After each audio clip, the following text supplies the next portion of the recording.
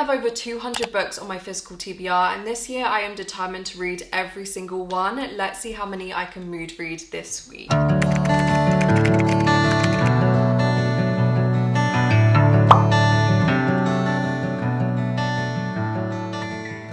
Recently, on one hand, I have been in a massive reading slump, and simultaneously on the other hand, I am in the biggest reading mood ever. And if we mix those two together with the sole intention of getting out of my reading slump and reading as many books as possible from my physical TBR, that we can mood read for a week. I am incredibly excited. I'm going into this with absolutely no expectations. I feel like I haven't mood read for an entire week for so long. I feel like it's absolutely what I'm needing. I have absolutely no idea what we're going to be reading. We could read fantasy, literary fiction, romance. I am craving a little bit of everything. Let's see what I read.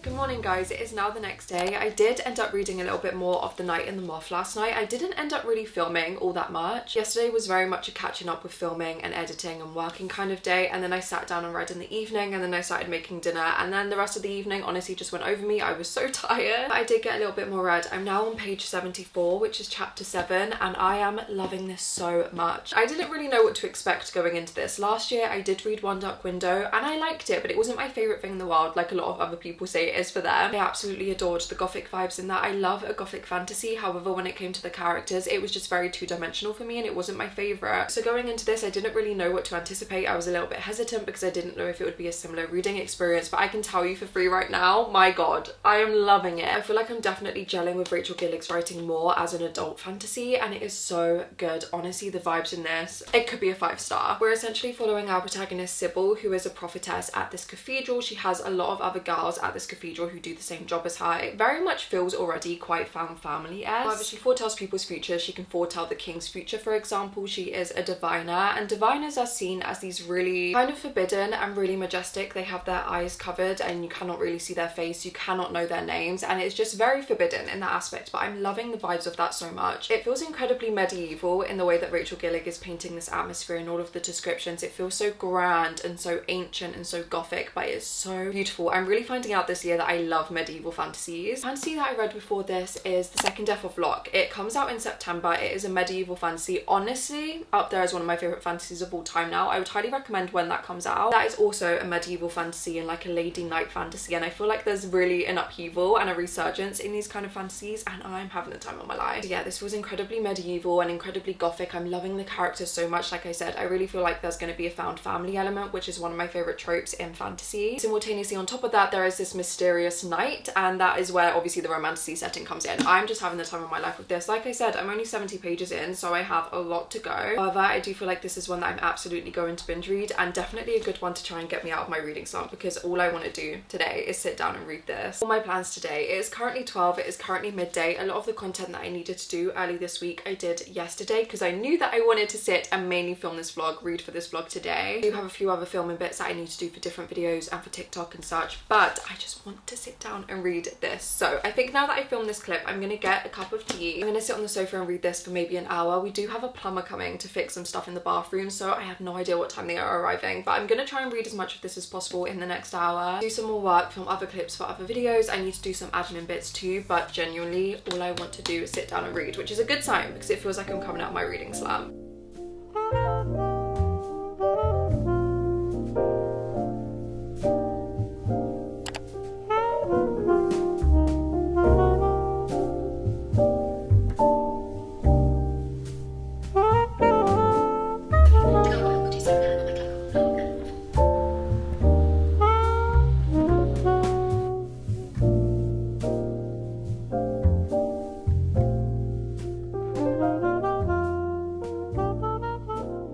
Apologies if you can hear the cars outside. It is incredibly misty today. Yesterday, like in Brighton, the entire town was just in mist. It was really creepy, but simultaneously we're in the middle of a heat wave, so the weather is really strange. Very gloomy, but also quite humid, so the windows are open. But I've been sitting at my desk reading more of The Night in the Moth. I'm now on chapter 9, which is literally page 100. This is so good. I was sitting here in silence. I wanted to see if I could find a Spotify playlist for the book. I know that so many people make them, but I just didn't really know which ones to go for. So the first one that I clicked on, I was like, okay, I'm I'm gonna listen to it whilst I read the book. First one being Some Bleach Flies does scare me. I haven't listened to anything else. Oh, okay. Yeah, more Ethel Cain. I Know the End by Phoebe Bridgers, a classic of course. There is a lot of Hosier in here. I feel like this playlist is going to rip my heart out, and that does scare me for the book, but I feel like a lot is currently happening. When starting this book, the first few chapters felt quite slow, but after that we were very much thrown into drama and things that were happening and very much the setting up of the plot. I feel like now there is definitely a mystery element happening, and I'm just loving it so much. I want to go on Pinterest and search up some fan art. I feel like this is always a very slippery slope when you're currently reading a book, just in case you get spoilers, but I feel like I need the fan art. I'm not gonna lie. So Night and the Moth, let's just see what pops up. I need to like envision them. Stop, she is gorgeous. When I saw the Fairy Loot edition of The Night and the Moth, I was always kind of wondering if like Aurora was the inspiration, because are you telling me that's not Aurora? Are you joking? I am in love with this book. I am in love with them, and I'm on page 100. Could this be a 5-star? Okay, I don't want to scroll any longer. I need to keep on reading. I'm literally already giggling and kicking my feet, which is ridiculous, but guys, I'm getting 5-star feelings. Where I am currently at, of course, without spoilers, the mystery element has just started being implemented, and Rory has just stumbled into her room unexpectedly. She wasn't expecting him to be there. A little bit of action is being implemented, and he goes, "Which one, diviner?" Rory's voice was deathly calm. He looked over his shoulder at me. "Which one marked up your face?" Oh my god, it is truly the most simple, easiest thing in the world. Like, anyway, like I said earlier, it is incredibly gloomy today, but still quite humid, and I have 4 pages left of this chapter. I think I might head down to the beach and read. Honestly, I forget sometimes that I live here and that there is a beach. As much as it is misty and very gloomy, I feel like that perfectly matches the vibe of this book. So I think afterwards, I'm just gonna walk down to the beach and sit there and read my book. I'll bring you guys with me. I haven't sat at the beach to read in the longest time. I think the thing with living in Brighton, especially in the summer, is that everyone is literally at the beach, so it can be very chaotic and very busy at all times. But today, because it isn't very sunny, I'm hoping it's going to be quiet. So I'm going to go down to the beach once I finish this chapter and read down there.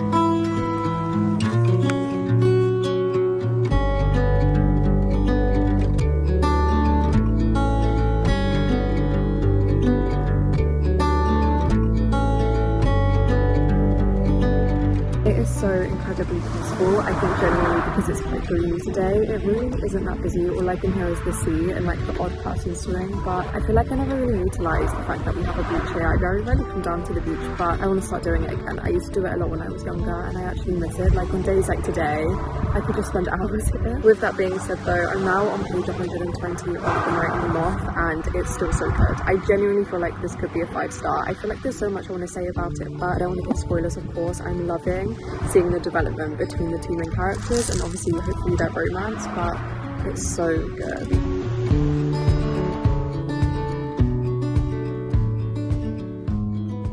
Tell you the entirety of chapter 14, I was giggling, I was screaming every single sentence. I have read a lot more since I last updated you. I'm now on page 282, which is chapter 23, and I am still loving this so much. Still getting very much 5-star feeling. I feel like whether or not I'll rate it 5-star very much is dependent on the ending currently, but I am adoring this so much. Yesterday after I went to the beach, I very much got caught in the rain, so I just came home, did a little bit more work, had an everything shower, and then just chilled, and then I read a little bit more, and now like genuinely I'm gonna be so sad when this is over. I think the chemistry between Rory and Sybil is actually just my favorite thing in the entire world. Simultaneously the found family vibe. Bartholomew the Gargoyle, I laugh at literally every single thing that comes out of his mouth. He is such a good character. The way that he is written, it's just, he adds so much to the story. Right now I'm gonna make some breakfast and I'm just gonna sit and probably finish this, so I will give you my final thoughts when I'm done.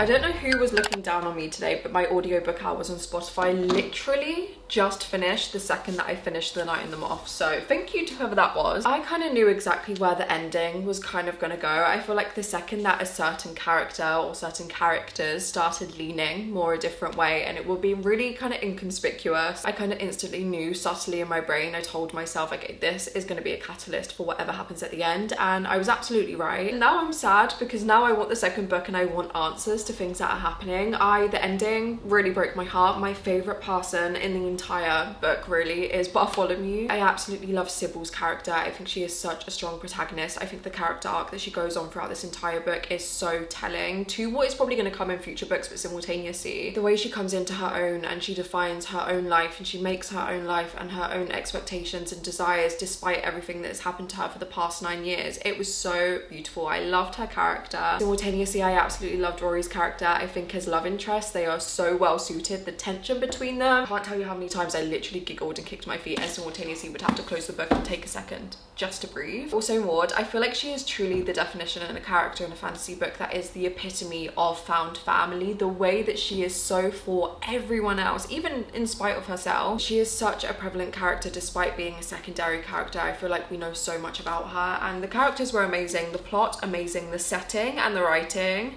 This is exactly what I love in a fantasy book. I said it right when I started the book, but the gothic vibe, the kind of medieval vibe, it is so dark and eerie and twisty, but in the most beautiful way, the most eloquent way. Very quickly learning that this is a subgenre in fantasy that is my favorite. So if anyone has any good gothic recommendations in the fantasy space, or even like medieval especially, please let me know. I always said after finishing One Dark Window that I was never going to get to Two Twisted Crowns because I didn't really care enough, but now because of how much I loved this, I kind of am intrigued. I want to be able to read all of the books that she's published so far, so maybe I will finally read Two Twisted Crowns. This book overall, I know I did say I kept getting 5-star feelings. This is the epitome of a 4.75-star book for me. Is there a chance that I might end up raising this to a 5-star? Absolutely. I feel like it's quite common that whenever I rate a book 4.75 stars, 9 times out of 10, when it does not escape my brain, I just end up rating it 5 stars anyway. It wouldn't surprise me in the slightest if I ended up doing that with this, but for now it is a 4.75 stars. I loved this so much. Such a good book. One of the best books that I've read in a really long time. Definitely is helping me get out of my slump. Now I don't really know what I'm in the mood for. The most recent book that I did buy on my shelf, I feel like is probably going to be the one that I pick up next. It is so widely different to The Night in the Moth. Last weekend I went into London with Jordan. It was the loveliest weekend ever, but we went to one of my favourite independent bookshops in London, and I believe it's called Libraria. If you do buy a book in there, they can stamp it for you. Yeah, Libraria. It is on Brick Lane, and I love this bookshop so much. It is so beautiful. Hopefully you can see that. And whilst I was there, I did pick up a book that I kind of had my eye on for a while, but simultaneously I just know I want to read more from this author. So I picked up I Will Write to Avenge My People by Annie Ernaux. This is a Fitzcarraldo copy. I love Fitzcarraldo editions so much. They are absolutely some of my favourite editions. The white ones are non-fiction. Their blue editions are fiction. This one is tiny, so that is definitely one of the reasons I feel like I want to pick it up next, because I know I'm literally just going to read it in probably like 20 minutes and it's probably going to be amazing. I've read one book by Annie Ernaux before, but she is a writer who I find so deeply fascinating, and I do want to read more of her fiction, but simultaneously her non-fiction. I find her essays so beautiful. I actually don't really know anything about what this one is about, so I will read you the blurb just so you can get a vague idea too. It says, I will write to avenge my people. It was as a young woman that Annie Ernaux first wrote these words in her diary, given a name to her purpose in life as a writer. She returns to them in her stirring defense of literature and of political writing in her noble lecture delivered in Stockholm on 7th of December 2022. To write of her own life, she asserts, is to shatter the loneliness of experiences endured and repressed. To mine individual experience is to find collective emancipation. Ernaux's speech is a bold assertion of the capacity of writing to give people a sense of their own worth, and of one writer's commitment to bearing witness to life, its joys and its injustices. I just feel like I'm absolutely going to love this. Like I said, I find her essay writing so deeply fascinating, but simultaneously as a writer myself, as somebody who has studied writing, loves writing so much, I feel like I'm gonna adore this. So I honestly do feel like this is gonna be the next book that I read. It's literally about 40 pages. I'm gonna read this in probably 20 minutes. I know in this vlog we've already had an incredibly gloomy day, a gloomy beach day. However, today, suddenly, out of nowhere, it's 27 degrees. So I think I want to go outside. I don't know whether I want to sit at the beach again or maybe on a patch of grass somewhere. I'll definitely be bringing this with me, but I'll also pick another book to take with me for a longer read, just because, like I said, I know I'm going to read this incredibly quickly. So I'll bring you guys with me if I do go out, and then we can see what else I'm going to read.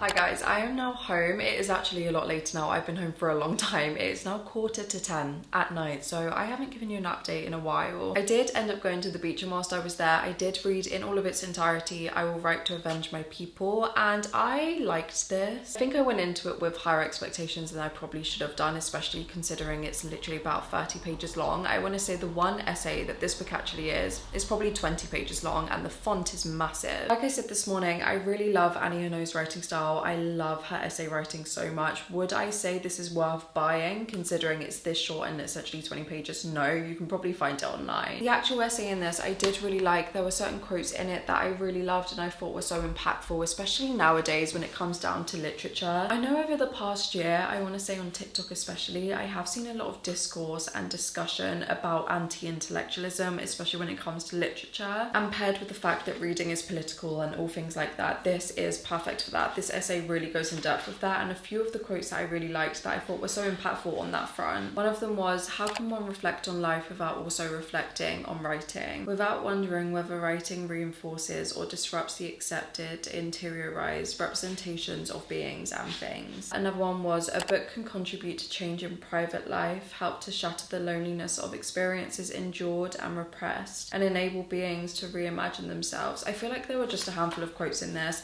that I really liked, and I think especially when it comes down to the act of writing and also just reading, how it all is inherently political, I find it so intriguing, and this was a really short essay that really went in depth with that I really did like. Like I said, you can probably find it online. I wouldn't go out and buy it. Like I said, it's 20 pages, so I don't really know what I would rate this. I did have to rate it on Fable because apparently Fable doesn't let you not rate a book unless you've DNF'd it, or I couldn't see a way to do it anyway, so I did rate it on Fable, but I am gonna say that this is unrated for me. I don't really want to rate this sort of book or an essay. Once I had finished that, I did also bring out The Pisces by Melissa Broder just to start, but I didn't even touch it, so I haven't started that, and now I'm not really in the mood for The Pisces. If I'm being honest, I don't really know what I'm in the mood for. I feel like I'm in the mood for a fantasy or a romance or a literary fiction that I could or maybe a thriller. I could read anything. However, I did have a look at my August TBR, and out of every book on my August TBR for this video, I'm really intrigued by Wildfire by Hannah Grace. This book is so random for me because I've never read anything from her before. I don't know if I'm gonna like her writing style nor her plots. However, I'm really intrigued. I do believe that this is a sequel to Icebreaker. However, I did hear that you can read this one having not read that, so that is what I'm gonna do. I know that this is set in a summer camp. That is all I know, so I think I might go into this one. I also have access to the audiobook for this one, which is likely why I'm also leaning towards it, because I feel like audiobooks are really helping me get out of my reading slump at the minute. So I think I'm just gonna sit here for a little bit and start this. Juliet did bring me a cup of tea. He's currently having a little bit of a gaming night. I'm having a bit of a reading night, which thrills me. So I'm gonna sit here and start this, watch a little bit more booktube, and I will update you once I have some thoughts. Hi vlog, get a badge in. That's what you call a badge.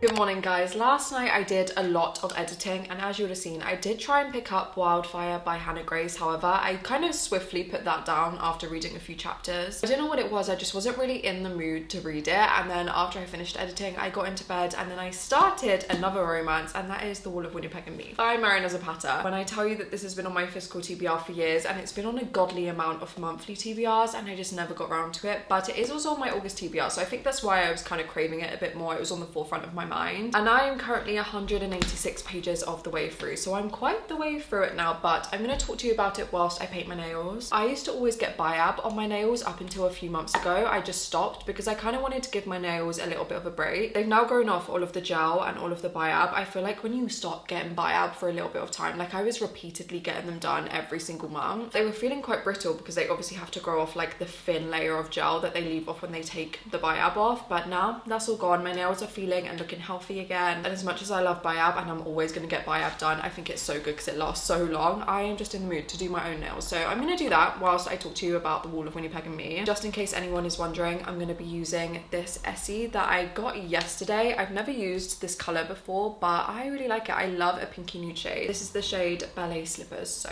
just in case anyone was wondering. But The Wall of Winnipeg and Me, like I said, I had this on my TBR for years. I've always been very excited to read it because I love Mariana Zapata's writing. exciting. I read All Roads Lead Here, I want to say last year. Was it last year? I think it was, but it feels a lot longer than that. I read All Roads Lead Here for the first time, and that instantly became one of my favorite romance books. Like, probably is my #1 romance book in the world. I love the way that Marina Zapata writes romances. She does slow burn so good, kind of unlike anyone else. Like, if you are going into it expecting a slow burn, it is a slow burn, and that is still very much what I'm expecting for The Wall of Winnipeg and Me. Like I said, I'm just under 200 pages in, but it is like a 510 page book. They are quite long romances, and I truly don't think there's anyone else that I would rather read a 500 page romance book from other than Marina Zapata, and this one is really good so far. We're essentially following a protagonist who, I believe he's a football player. Yeah, he is a football player. He is the love interest, and our protagonist is his assistant, kind of housekeeper. She does absolutely everything for him. But Aidan, the love interest, really takes her for granted. She quits, and then they meet again 2 years later, which is such an interesting dynamic. I feel like it's not that often where I read a romance book where the protagonists already know each other and are very familiar with one another. I mean, she quite literally knows his routine, obviously, as his assistant. She knows everything about him. She knows everything about his life, but he never really took the time, nor did he really care,